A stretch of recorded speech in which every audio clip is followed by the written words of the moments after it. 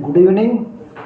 ఈరోజు కేసీఆర్, హరీష్ రావు, అదేవిధంగా సబితా అగ్రవాల్, ఇంకా కొంతమంది లీడర్స్ అంతా హైకోర్టు కాళేశ్వరం మీద ఘోష్ కమిషన్ను దాంట్లో తప్పులు ఉన్నాయని అది కొట్టేయాలని చెప్పి హైకోర్టులో, తెలంగాణ హైకోర్టులో పిటిషన్ దాఖలు చేశారు.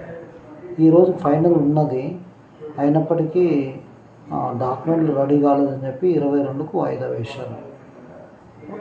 కేవలం 2 లక్షల వరకే నీళ్ళు ఇచ్చారని, అవినీతి జరిగిందని కేంద్రం కూడా చెప్తుంది. కాబట్టి డ్యామ్ సేఫ్టీ అథారిటీ కానీ, అదేవిధంగా కాగ్ నివేదిక కానీ అన్నీ కూడా పరిగణన తీసుకొని వీళ్ళకి ఇబ్బందులు వస్తాయనే ఉద్దేశంతో వీళ్ళే కోర్టుకు పోయినారు. కోర్టు వాయిదా 22కు ఉంది. కాబట్టి ప్రజలందరూ కూడా తెలుసుకొని ఏం జరుగుతుందో చూద్దాం.